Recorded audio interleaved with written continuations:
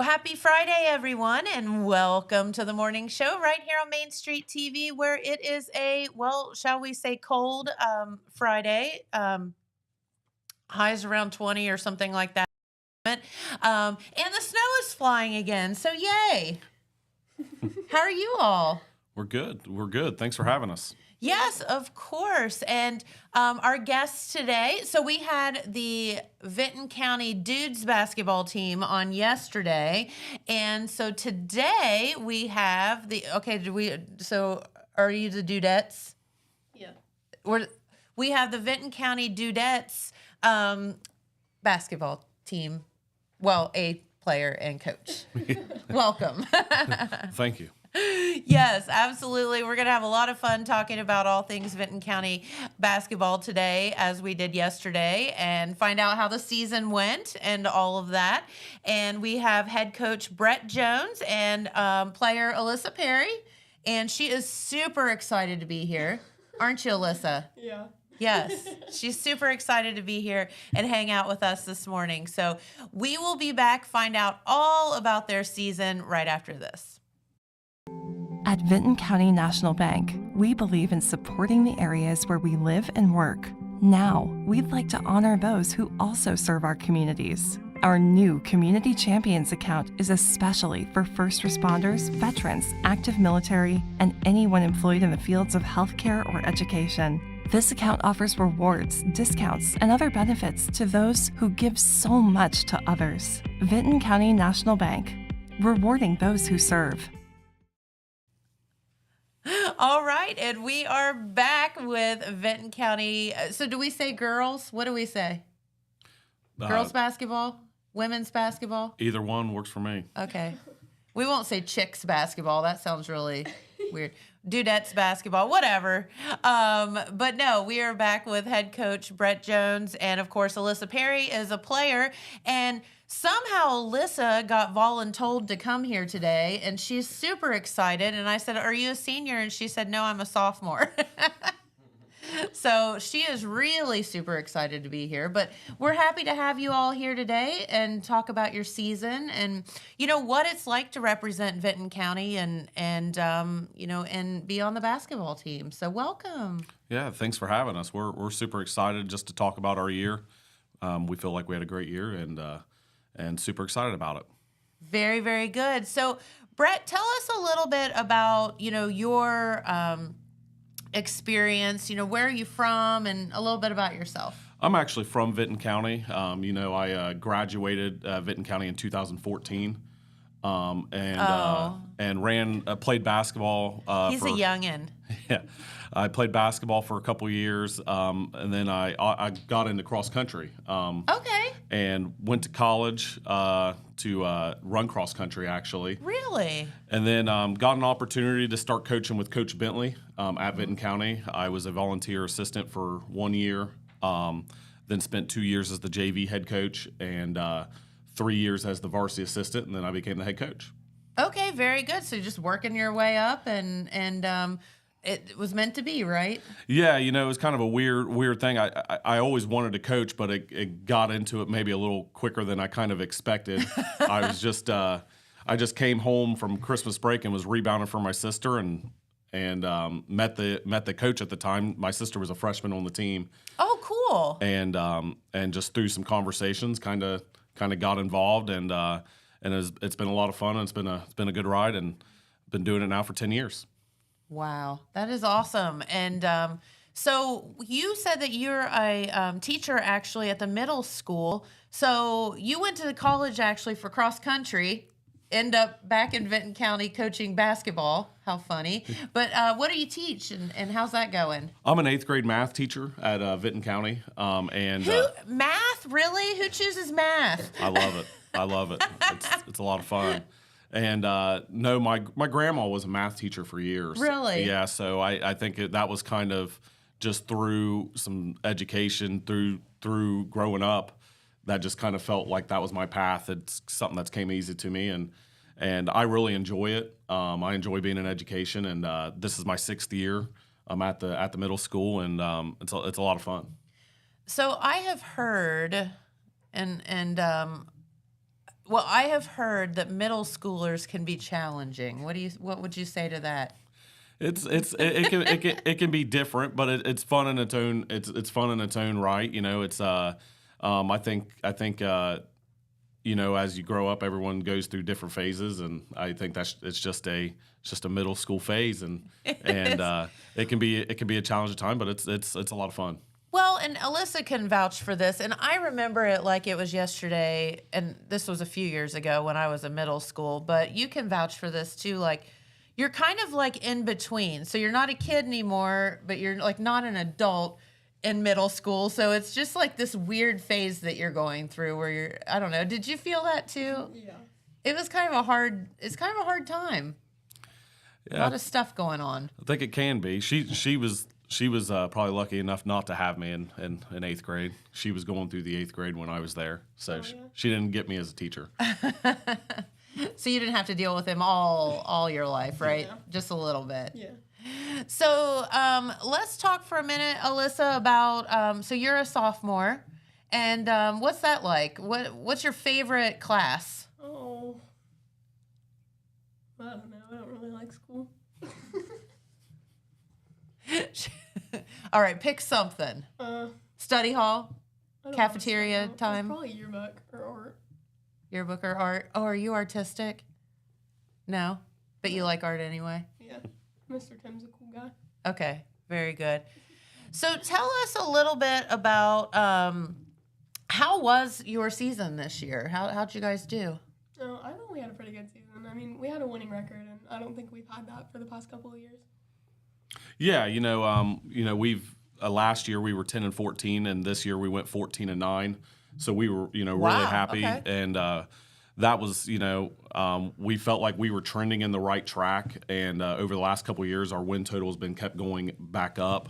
And so this season we were happy to get back there and 14-9, and we feel like, we're still really young.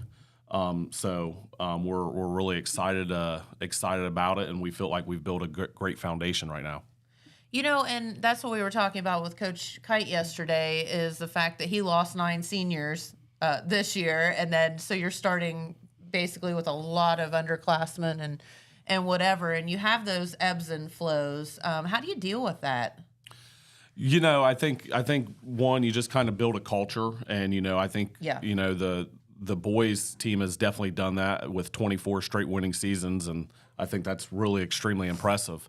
But you try to build a culture and just get everyone involved. You want it to go down from your varsity team to your JV team to your middle school teams to your youth basketball teams, and that way when it comes. But everyone plays a part, and you got to kind of adjust to new players and new personnel and new roles, and I think that's obviously what we're hoping to have and sustain. No, that makes total sense. And I mean, what's that? How long have you been playing basketball? Since like 3rd grade. So tell me a little bit about how you got started playing basketball. I don't really remember. I think Mom, she told me I needed to try it, and then teams, and then I just started growing from there. What position do you play? Any position you put me at. Wherever you're told. Yeah, basically. Hey, that's good to be that versatile, right? Yeah. She's extremely versatile, and we've had her probably play anywhere from 1 to the 4 spot. One, That's our saying point guard, something. shooting guard, forward, kind of wherever we need her. What's your favorite place to play? Oh, probably my forward position. I like that a lot. Yeah, very good. So we were talking yesterday. So I was asking the guys yesterday if they've learned to throw elbows. And then I was like, well, we should save that for the girls, because I feel like girls can be a lot scrappier than guys. Oh, yeah. Don't you think? Yeah. I'm like, there's elbows flying and hair pulling and all kind of crazy stuff. Not that you would condone that. But it's a thing, let's just say. No, they can get after her for sure. No, girls are just like Yeah, feisty. You have to watch and practice, because if they get mad at each other, they'll probably be mad at each other for a while. So, Yeah, like dudes, that is so true. They just like yell at each other and then they're over it and move on. We girls hold a grudge for life. Oh, yeah. I'm sure if you've ever, are you married? No, I'm not. Okay. Well, if you ever are, don't just remember that whomever you are married to will remember something that happened 24 years ago for the rest of your marriage. Yeah. If you do you remember back in 1982 when you blah blah blah? That's what girls do. Just remember that. It will never be forgotten. We're like elephants. I could tell you probably a pretty crazy story. I told them this, that we had our exit meetings. We probably middle of the year, it just seemed like everyone was mad, and I think a couple players were mad at me. So there was just some friction. I was telling my coaching staff, I said, I don't know what's going on. Well, I brought a box of donuts in, and it felt like everything was fixed for the next couple of weeks. Hey, listen, whatever works for these girls, right? Donuts are just the way to calm us down, I guess. Yeah, absolutely. It's the way to our hearts, donuts. So no, that is true. So what's the and I do want to talk about the season, but like, what are the challenges of and the pluses of coaching girls versus boys? Because I know that you're talking about completely apples and oranges. I think the challenges is, well, the pluses is they really kind of want to please everyone. They will do exactly what you tell them to do. So if you want to run a specific offensive set, they're going to run that offensive set. Has probably freshmen, juniors, seniors. Oh, I think it's like nice having like a variety of like different people I have to play with, because I've played with the same people growing up for forever. And I think me getting mixed in with like all the other grades is just like a good opportunity for me to make new friends and just look up to people and see, like, understand their game and like learn what I can take from them to make myself better. So, and we talked about that yesterday with the boys, and I didn't play sports per se. I showed horses growing up, but I was also in 4-H, and I used my example of 4-H is I can remember being 9 years old and first year of 4-H and being so scared, and those 17-year-olds 4-H members were coming helping me clean my stall, and because I was just a little thing, and you can't scoop and do all that stuff. And then I remember being the 17 and 18-year-old helping the young kids. So the tables do turn as you get older. And what's that mean to you, like to have older upperclassmen and then knowing that you're going to have to be that example at some point? I don't really know. I have to think that somebody has like influenced you over the years that's older, right? Yeah. I've worked with like Tegan Bartow. She was a big part of our program, and I've trained with her. And Sure. she's like given me advice and like helped me get better and like do a bunch of different skills and like work on my shooting and driving and all kinds of different things. Yeah, that makes total sense. And then eventually you have to assume that you'll be that person teaching the younger ones, right? Yeah. So how involved are you guys in the youth program? Do you help out with that at all? Yeah. What do you have to do with that? We run it, so like our players will run it. We'll take and do concessions, or other people ref or run clock. Like we just do like all kinds of we're just like involved and we help out. You guys have your hand in all of it then. Yeah, they. That's awesome. Our older players do a good job of coming and refereeing, running clock, doing things like that as we go. We like to run camps in the summer that they're really involved in. That's awesome. So obviously it's kind of a complete program thing that you want everyone, you want the younger players to see the older players. I think that's extremely important. It is for many, many different reasons. But yeah, and so, yeah, we were talking about that too, of like, you can't just, you can, I guess, learn to play basketball in the 9th grade and, be good at it. But typically you would start very young. You said you started probably in like the 3rd grade or whatever. And, do you think you could just have been like last year learning to play basketball and be playing today? Oh, no. So you got to start as a kid, right? Yeah. So it's very important to keep those youth moving. Yeah, we give a lot of credit, Bob Grillo ran that for 32 years and kind of really kept it going. And and it's been a great thing for Vinton County. I think it's been helping us, obviously have success and sustain success, and we're just trying to find ways to kind of keep that rolling and keeping everyone involved. Yeah, you got to get those kids, the next group of future, Vinton County Viking ladies up and going.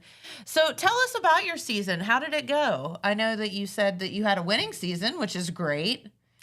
Yeah, we lost 2 seniors from the year before that were 2 of our main ball handlers. So coming into the year, I knew obviously that we had to replace that, and so I knew that was going to be a challenge. And then unfortunately, we had our leading scorer from the year before go down with an injury in June. Oh no! And was out for the year. Oh no! And so that was kind of really unfortunate. So there were some challenges I think coming in the year, just kind of figuring out who's going to be our ball handlers at the varsity level with having experience. And I knew early on in scrimmages I really liked our energy. I thought that defensively we were really good, and then offensively I knew we can get it going at times. And the beginning of the year I think was a great start for us because we won 2 games. We beat Waverly the first game of the year by 4, and then beat Trimble by 5. You're like, oh, this is going well. Yeah, and those are 2 games I think we lost the season before because it felt like the season before we lost a lot of games within 4 or 5 points, and so the tables turned. Yeah, so when we got those 2 wins, I thought that was a great start to the year, and we just kept pushing forward. And I think the great thing for us is we had 8 different leading scorers this season. As the season went through, so we had a lot of people that could step up and when maybe someone else didn't have it going that day, and I think that was a really good thing. I feel our league is very tough right now, and it's really challenging with a lot of great players. But I thought we had a great year. We grew, and I think we had a kind of a great mix. We had 4 seniors. Two juniors with the 1 junior that was hurt, so she'll be back next season. Okay. And then we had 5 sophomores that played a lot of minutes. 5 sophomores, 4 that played extremely a lot of minutes. So you guys are fairly young then. Yeah, and a freshman that started for us. So. Oh wow. Yeah, so we're extremely excited about what we got coming back, but obviously we felt we had a good year and a good base here. Of course, absolutely. So. What is it like as a coach? As you said, you lose players every year, obviously, and you get these teams together. And how do you assess, I have to think that every year you have to figure out how you're going to play these people. What your style is going to be this year. Is that true? Or yeah, I'll tell you that it's kind of weird. When we played Jackson actually last season. It was last season. We played them right at the end of the year.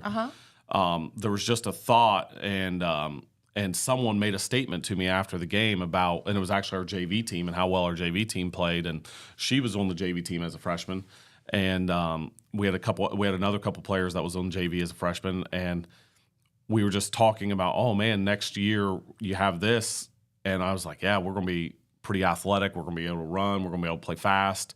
And, so that, that's where it kind of, you just kind of see your personnel and things like that. And it just starts developing over time. But I always think it happens in practice in terms of who's going to play and, and who shows up and puts the work in.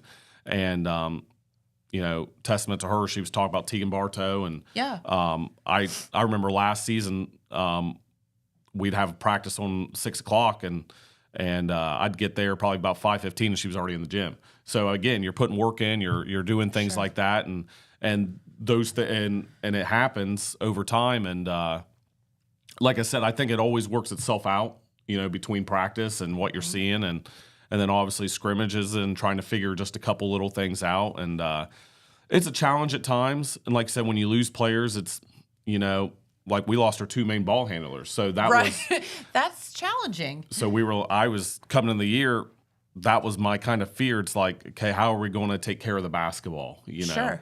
And we had struggles at times this year, but I thought overall we did pretty well. Yeah, absolutely. And it's going to get better. Only going to get better. Yeah, experience is a great teacher. It's like I said, Sure. we talk about those games that we lost by 4 or 5 points. This year, we won some of those games because some of those freshmen were now sophomores. Some of those sophomores were juniors were seniors. I just think experience was probably the biggest reason that those things happened. You know, and I think a lot of times experience just lets you act as if, like it just gives you that oomph, that little bit of confidence that you need to win that game, to get those extra 4 points or 5 points. All right. Well, we do have another message, and we'll be back. And I want to ask them a couple more questions, but I want to talk to Alyssa about what it's like to be on a team and how that helps kind of mold you and shape you. So we'll be back here in just a moment. This just in. The Telegram News has a new website. thetelegramnews.com. Same dedicated coverage. Same trustworthy news with a brand new look. Covering Jackson and Vinton counties and surrounding areas. Locally owned and operated, thetelegramnews.com has its finger on the pulse of the community. Stay up to date on local events, high school sports, and breaking news. thetelegramnews.com. Subscribe today at thetelegramnews.com. Check it out. Saturday, August 16th is... Did you know Jackson is home to a locally owned and operated full-service print shop? Zip Printing covers all your print, signage, and design needs. From business cards, booklets, and posters to yard signs, banners, screen-printed t-shirts, oversized signage, and more. We can help you or your business advertise and look good doing it. Zip Printing also offers logo design. Allow us to assist you in building or elevating your brand today. Zip Printing is located in the Stockmeister Plaza at 708 East Main Street in Jackson, Ohio. So stop in or give us a call at 740-286-3023.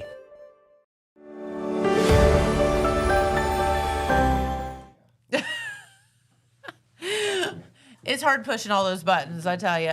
All right, and we are back with our good friends, head coach Brett Jones of the Vinton County ladies basketball team, and of course Alyssa Perry. And are you related to Katie? Yeah. Are you?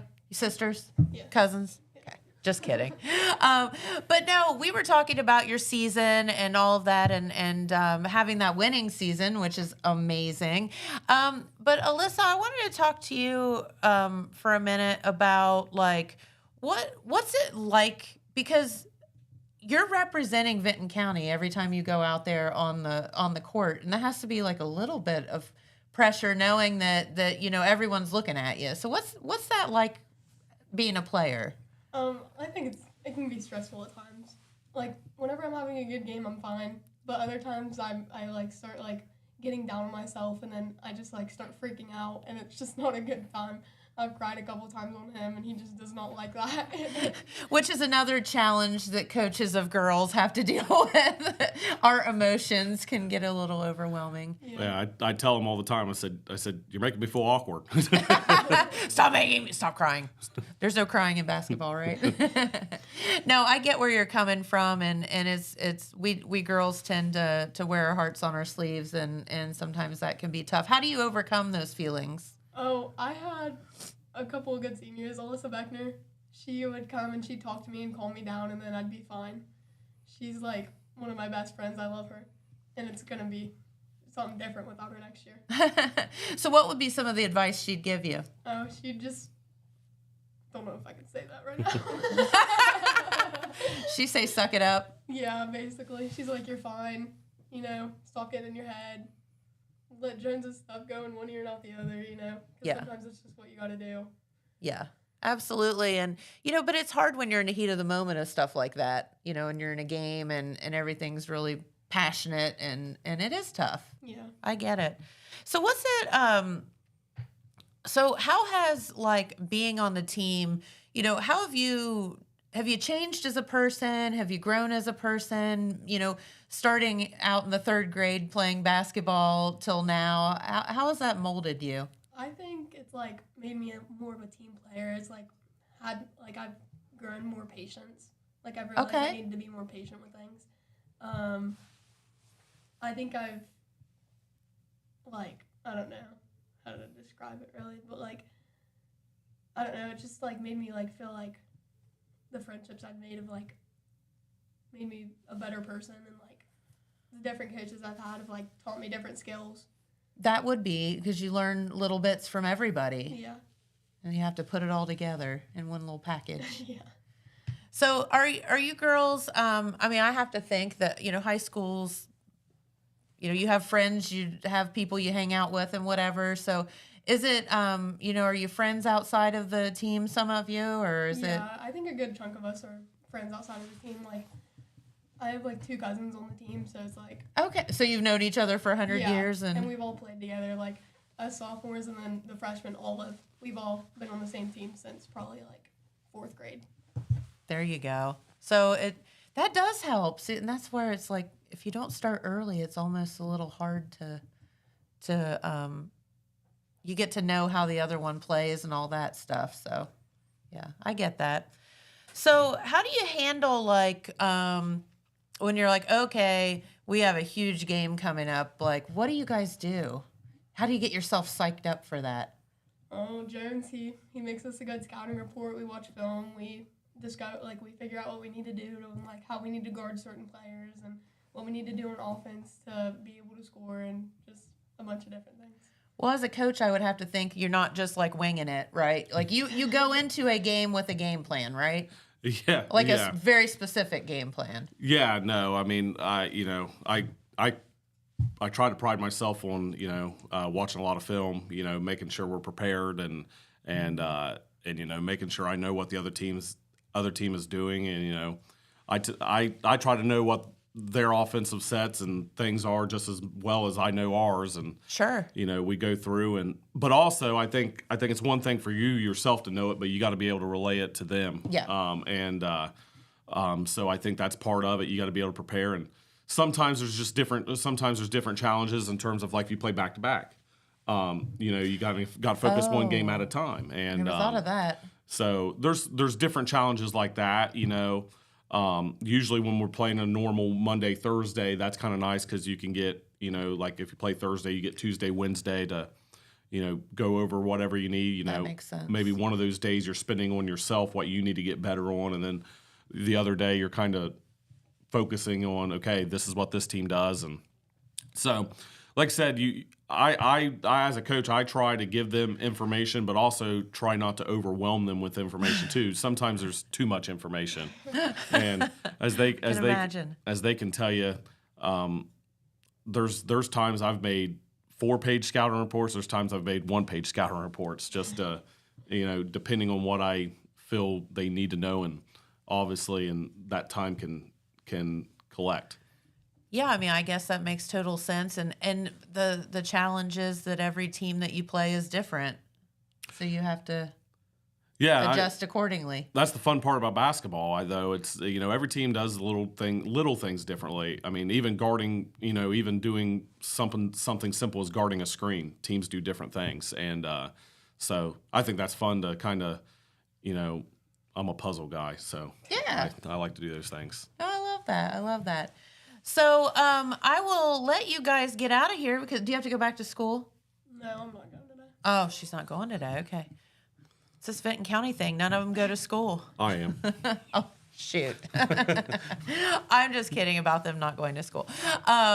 Because it came from the boys yesterday. They confess later they go to college classes. So I was like, you guys don't go to school. No, I want to ask Alyssa, what advice would you give to, the younger kids that are watching today that are maybe even thinking about taking up basketball? Just, if you want to do it, you got to be passionate about it. You got to put in the work. You can't just get better overnight. You need to just, I don't know, have, like, people to look up to. Mm-hmm. People that you can have to help you get better. Like my little sister, I've tried to help her, but she just don't listen to me. Well, that's kind of par for the course. Find a friend that she will listen to. Yeah. No, I get that totally, and you got to find that person that is that you can look up to and will give you great advice, and so that's good. Well, thank you guys. Is there anything else you wanted to tell our viewers while you're here? Thanks for having us. Thanks for supporting us. If you got to watch us this season, and trust me, as soon as we're able to get back on the court, whenever OHSA things in, we will. There you go. Absolutely. Now, and then you said you played tennis, so very, very fun. And I commend you for that, because I was telling you off the air, I tried to play tennis one time in my life, and no. It is a very humbling sport. Very humbling. Yeah. People that are good at it make it look really easy, and it is not. So, did you take him on in tennis? Put him on the court. Well, I think I'd be too scared. He's a very competitive guy. We played ping pong one time last year. Oh, that was not good.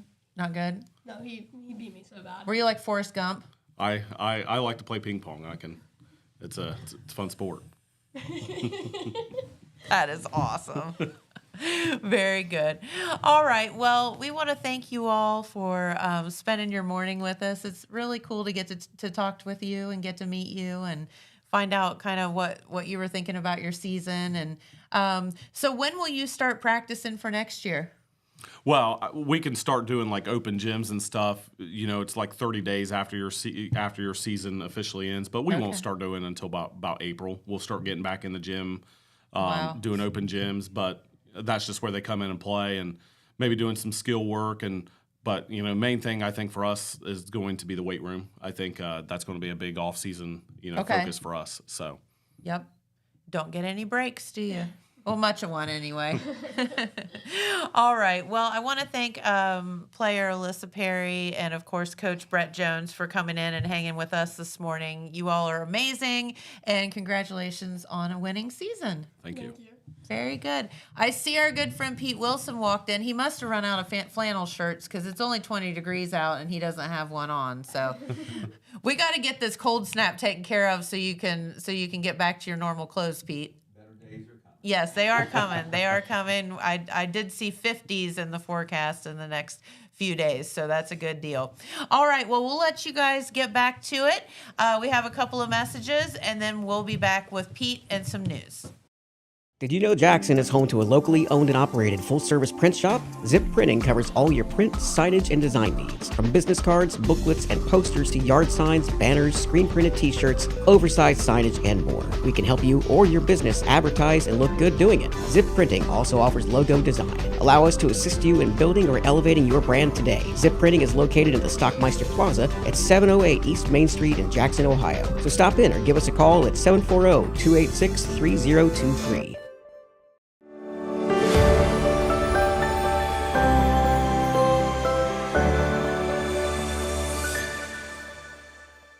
Hello and good morning, everyone. Happy Friday. Today we're expecting a partially cloudy day with highs of 33 and lows of 15.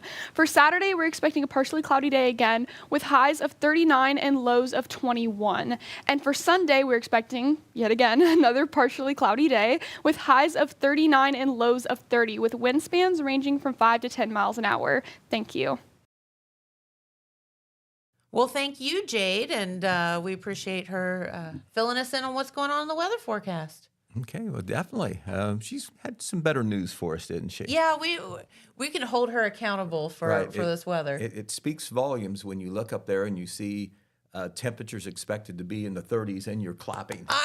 Isn't it so crazy? I've had this conversation with a couple of people over the past day. I'm like, this is ridiculous that we're happy about 30 degrees. I looked ahead. I know it's dangerous to do that. But I looked ahead. I saw 50s next week. 50s Could it be? for sure. But I will say this. I don't know what you saw when you walked in the door, but I saw snow outside, more snow. I know.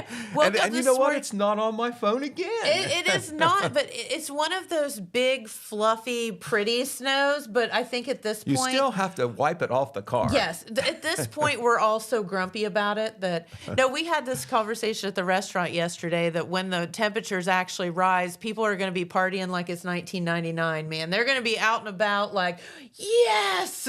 No, I'm sure. They're all going to thaw out and... I'm sure of it. You know, people are all over the map on their favorite season. And, you know, some people questionably enough, say winner. I'd like to do a new poll after the end of I this. agree with you. That is a fair statement. All right, Pete. Well, you did come in, and we appreciate that. And you do have a pile of news there to let us know about. So what's going on? Okay. Well, we'll start with some business news. Okay. Okay. Of course, we have reported all along about the unfortunate status of the Big Lots store in Jackson. I'm so bummed. It is ticketed to close. It looks like that's going to happen very soon. Maybe today, certainly no later than Sunday. This is the Big Lots store. It's got that big closing sign. Over there on the door to the left, I know it's hard to see, they did have, when I took this picture, a sign that said store closing. True enough, but they replaced that yesterday with a sign that said last 2 days. That was Thursday. Now, if that's the case, today would be the last day. However, on their electronic advertising, which I think was a splash to all these Big Lots stores that are, doing clearance sales and are on the way out, the electronic advertising said closing soon, no later than Sunday. So I don't know whether our store will hang on through the weekend or today might be the last day. I drove by a couple times. Looks like there's still some merchandise in there. They're now at the 60 to 90% off things. And they are selling fixtures as well. Yes, someone was telling me that, there's shelving and things like that. But, I think the main part of this story is, we're losing... I don't know. I think Big Lots is probably one of my favorite stores in Jackson. A lot of folks have commented that they're sad to see it go. It's very kind much. of. I know we have a lot of discount stores, the dollar stores. Walmart has its deals. It's kind of looked upon as a department store discounter, but Big Lots kind of had a different niche, didn't it? It did a little bit of everything for everyone, but I think more importantly is the sadness that comes with. I don't know how many employees there are there, but in talking with some of the employees that have been there for so many years, it just breaks my heart that it means something to them, but they're also losing their job on top of it. Well, and how awful that is. Right, and even though I know the prospects weren't very good, it's kind of been an emotional roller coaster. Yes, it has. Because the news of the bankruptcy came out last year, and so you're thinking this isn't good. Then you get the news in December or whenever it was that the stores are going to close. They couldn't do a sale. Before, if there was a sale, maybe you just have a different big owner. It might, the brand name may even change, or maybe it would remain Big Lots. And then you have this. Some stores are going to remain open because, a liquidator came in and they're looking for an operator. Yep. Then Variety Wholesalers jumps in and says we're going to do 200 some stores out of 892 or something. And so initially Jackson was not on the closed list, but there wasn't an open list either.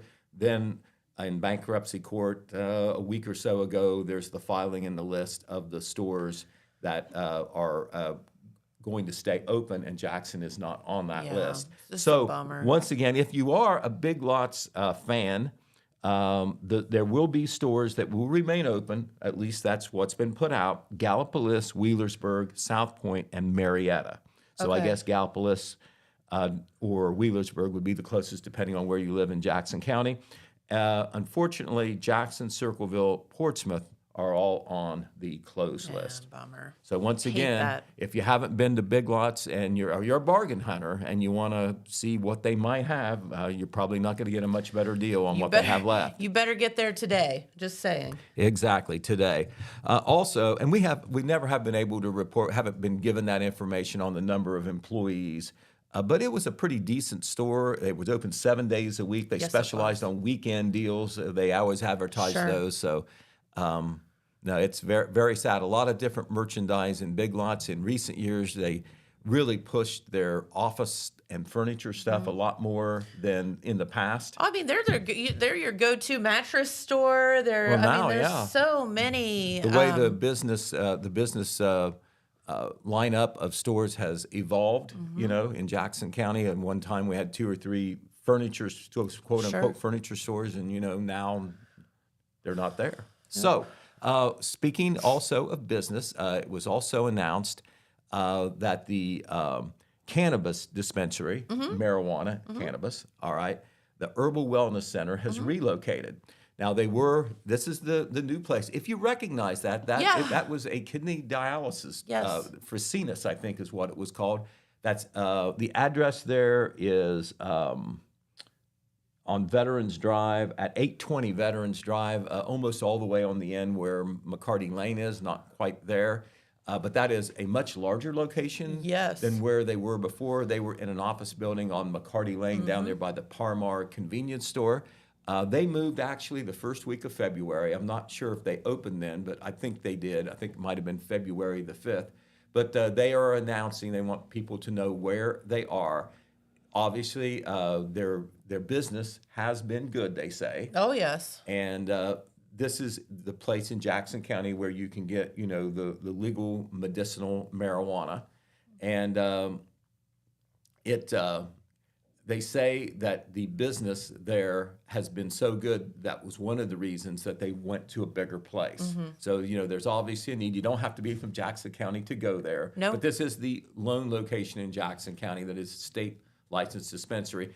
And there you see in front, that shot shows not only the front door, but the drive-through. There is a drive-through. Everybody has a drive-through, even cannabis dispensaries. Wait, stop. There's a drive-through? That's what you're looking at right there. That is awesome. That car right under there. So anyway. How do you utilize a drive-through? You order it online? I'm guessing that in this day and age, you probably do. They didn't give us that information. They just... Eric Offenberger is the CEO of Herbal Wellness Center. He said, "We're excited about the future and serving the Jackson community with affordable, quality cannabis products from our new location. This move represents our commitment to providing our customers with an exceptional service experience in a more accommodating and strategically located facility." Probably easier to get in and out of, and definitely much larger than the other facility. Right, it and was tiny. And you can't see the whole parking lot there, but there's plenty of parking there, not only in front of the building, but a little bit on the side as well. And once again, that's on one side is the Do It Center, on the other side is Adina, and the office complex there where Genesis is, and the Economic Development Partnership Office, et cetera. Yep. All right, some news I've been wanting to tell you because really the public needs to know, kind of like an economic development hero behind the scene for a long time, and that is the Jackson CIC. They were honored at the recent Jackson County Economic Development Appreciation Reception, and the CIC received an honor that they've started to give every year at that appreciation reception. It's called the James A. Rhodes Leadership Award. And that award was given to the CIC because before there was an economic development office, they were quietly doing economic development type work. They were the entity that was responsible for bringing the Goodyear Plan in many years ago. And of course, that property changed hands as far as operators, Meridian, and now we've got, of course, the potato chip plant, which really cheese curls is what they're doing. But cheese curls, they're kind of known for the potato chips primarily. But the CIC, this was a group that has continued. I mean, they still exist. They're not as active anymore. They're kind of phasing out a little bit. But they are also the ones who sold property that allowed the Casa Grande restaurant to be operating there, maybe other restaurants that may be located there. They also sold the land where the Starbucks is going to be. They still own some property. And they then try to use the proceeds from their sale to find ways to help the community. Jimmy, I think we have a picture there of the award presentation. Is it Sam? Yes.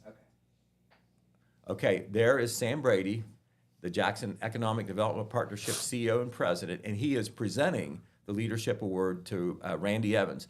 Now, the mayor of Jackson, he very much backs the CIC as Sam Brady does. That's why they gave him the Leadership Award. But Randy is accepting because no member of the CIC could be there to accept it that particular night. But I do want to recognize them.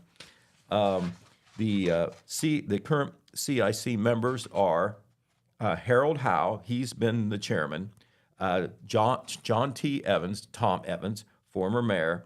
Barry Smith, and Dan Morrow. They're all the members of the CIC. The original signatories back in the 60s were Arthur Jenkins, William Davis, Robert Talbot, Paul Mutzig Jr., Sam Brackman, and John Lewis. So the CIC is one of the most important groups, organizations that nobody knows anything about. Nature of their business, they wanted to be, behind the scenes, but they have been doing good things for economic development and for, a better Jackson and Jackson County for a long time. And that was recognized by Sam Brady, and he couldn't say enough good things about the Jackson CIC. They still exist, still got some property that they are trying to sell that they want to see go to a good purpose, business development or economic development. All right. I haven't got a chance to tell you about the deer season. Okay. This is a different trend that happened this year and maybe last year. More deer being harvested is the word we use. Harvested. Right, than in past years. It was in decline before. I don't think so much, I don't want to talk like a wildlife biologist, I don't think it was because of the number of deer as much as it was the declining hunting pressure. The hunting pressure, as we know on gun season, is heavy, all right? But the deer population has spread throughout the state, and some of the hunters that traveled from other parts of the state to wild, woolly southeastern Ohio don't have to go as far to find the deer. Yeah, they're in their backyard in Columbus now.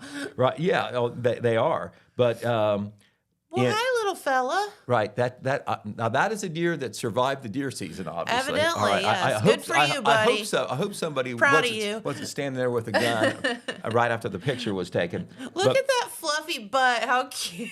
Yeah, I know they are cute. Of course, we see them in town every now and then. Yes, we do. 238,000 white-tailed deer were taken in Ohio during the recent hunting season. Wow. Now that's a lot of deer, right? That's a lot that of deer. includes the week-long gun season, the extra weekend gun season, the youth season, which was before anything, the muzzleloader season, which was 4 days in January, and the archery season, which now has exceeded the gun season, So believe that it or is not. so interesting. Right, they start, I think, in September and go all the way to the first week of February. That's why we were getting these numbers now, these total numbers. Is it just, why is archery picking up? Just more challenging, maybe? Just more of a... It's more challenging, that's one thing. And, of course, the extended season's longer. The extended season, if you want to go out in the fall when it's not so cold, or the weather is crappy that first week in December when they have the gun season, okay, well, I'll take. But a lot of it, when I've talked to archery hunters, is sporting. Yeah, sporting. It's not like it's more you challenging. can't get it, but you've got to work a little harder. You got to get a little closer. You got the aim involved, Yeah. So, but anyway, so locally, yes, the numbers were up in Jackson and Vinton counties as well. In Jackson County, 2,962 deer were taken during the 2024-25 season. That's the whole season, all the type of weapons that you can use. And that was 2,870 was the average for the last 3 years. So that's almost 100 more deer than the average of the last 3 years. In Vinton County, very similar, 2,156 deer the entire season, and that compares with 2007 in the 3 year period before as an average. And those are the ones that are actually reported. Exactly. Which All right. It's a whole other thing. Exactly. You're supposed to report. You can. I will say this: when you do a wildlife violation, I get these reports from the I Division of Wildlife. It's not just a slap on the wrist. No. It is a blast to your wallet. Okay. Question, Pete. Here's an interesting. Do they count the deer that are killed on the highway? No. Well, I mean, if they do, that's not included in these totals. Because that would be an interesting number that, are right. are reported as well. No, that's another casualty list altogether. And a lot of it does happen during the winter, but it can happen anytime. Oh, yes, it can. When drive up and down the road. No, when you're out in the evening after dark, particularly the dusk and dawn, you better be careful. And sometimes it's almost unavoidable. Yep. It's almost unavoidable, a collision. All right, I want to tell you about some good things that's happened in the last week because February is Heart Month, and there were some people who paid attention to that. Last Friday was the Hug Your Heart event at the Park Parks Edge Event Center. That was done by Holzer Health System. Florence Curtis was the main person there, as she has been in recent years. About 300 people attended. Most of them senior citizens, because this is geared towards senior citizens. We know how big the Parks Edge Event Center is, and obviously this doesn't catch everybody, but it kind of gives you an idea that it was almost a capacity crowd there. So and fun. Florence told us, and she would be the one to say, I'm not sure they count the noses because it's a free thing, but she thinks it was the biggest one ever as far as That's attendance. Awesome. So, they did all sorts of things. They had a heart doctor from Holzer speak during the program. They had, of course, a free lunch. They had a free entertainment. They had a caricature artist, as you can see here. That's one of the popular things. How cute! Right, that is Doris and Omar Roberts. Love and that. you can see that picture it's sharp enough. You can see how good that caricature artist Yes. is. I'll give him credit. That is Steve Campbell, and I don't know whether it's him every year, but I think it is because a caricature artist is always there, and that's a fun thing to do. And of course, you get to keep that. Yeah. So that's fun. So and they also had health screenings. A lot of agencies were there to provide information. They did do some free health screenings. That is Dr. Rayani, who is a cardiologist, speaking about heart health. So, the idea was to give some free information, and there were some free screenings that went place. And I'm sure maybe some referrals that happened because of some of the things they found during the screenings. But also, it is just a coming together, a social thing as well. Absolutely. It has become very, very popular. Also, the Wellston Rotary Club recently had its Valentine's dinner dance. And this is a social thing for the Rotary, but they used the money for their scholarships and I suppose maybe other good things they do. They had that on Saturday, February the 8th at Scotty on First. No, Jimmy, wrong one. There you go. Sorry. That's okay. That is Tim Jones and Audrey Jones. They are behind-the-scenes Rotary heroes in Wellston. Tim is a great cook. I'm guessing that Audrey might be too. But I've seen Tim in the kitchen many times preparing meals, serving meals, and he's the one that cooked the Rotary dinner for the Valentine dinner dance. Once again, I think they had a sellout crowd, great social opportunity, and of course raising money for a good cause. That was that for the second year, at least the second year, was at Scotty's on First, which they have a very nice facility for that. Sure. And they had sponsorships to help pay for the expenses. So when people bought tickets, it was all going for their community projects, particularly, I think, the scholarships. Okay, now, Jimmy, you can put up that picture. This was last week at Holzer Assisted Living last Saturday. Oh, how fun. Yeah, and I'll tell you who these people are for you. Take that down, Jimmy. Pam Evans is the activity director out there, retired teacher with the Jackson City Schools. That's her peering around the end on the right. I had to have her in the picture because that's her mom. Yes, Roxy, who is a resident at Holzer Assisted Living, and she loves it. It's so homey out there. It is awesome They do out great there. atmosphere. Yes. And they had some special guests come in to meet the residents, in addition to a bunch of other things that they did. Just a fun time last Saturday afternoon. That's Carrie Ross, the canine officer for the Jackson Police Department, and that is one of the more friendly police department canines you'll ever see, a chocolate lab named Maggie. Maggie. You've got to get Carrie. Why do we not have Maggie You've got to here? get Carrie and Maggie. I want a Maggie. Yeah. They tell me Maggie's doing a great job, on tracking, the sniffing, all like that. Now, one thing that she doesn't do, and I think you can understand because she's such a great dog, she's not an attack type dog. Well, yeah, not a lab. No, they're so friendly. They're too sweet. But that's Roxy in front, and in the back fun. are Pam and Pam's sister, and of course Roxy's Lori. other daughter, Lori. Yeah. So a lot of family members came to visit out there. You can throw up a couple other pictures there, Jimmy, and I'll address them as you put them up there. They called it the Holzer Assisted Living Valentine Dance. They should be all together there, called HAL.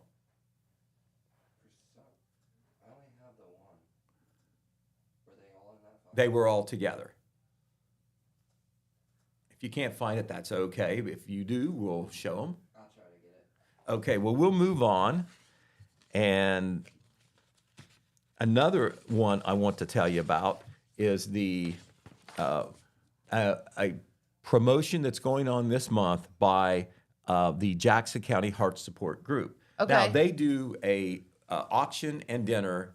It's usually in late September, right after the Apple Festival, and they raise money for Jackson County heart and cancer patients.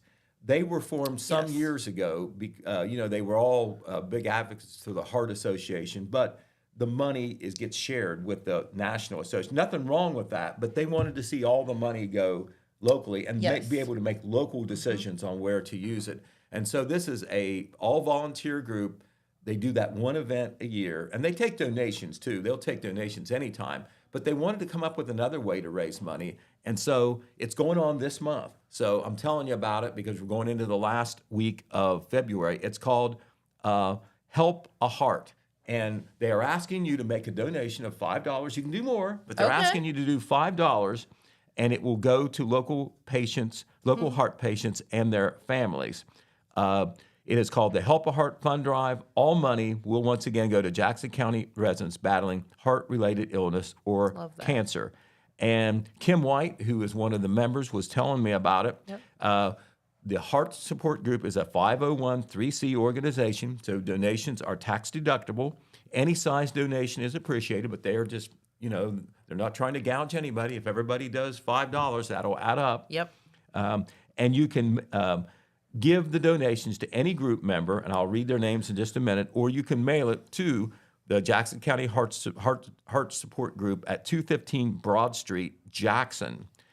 In 2024, I'll tell you how much they do, this little volunteer group. They provided over $15,000 in aid to Jackson County heart and cancer patients. Their members are, and if you're local, you probably know one of these ladies. Shirley Stover is the president, Bobby Stepp is the vice president, Becky Mayu is the treasurer, Kim White is the secretary, Sharon Eubanks, Rhonda Daft, Alice Smith, Michelle Landrum, Tina Wolford, Kendra Strickler, Tiffany Ridgway, and Jenny Ball are all members.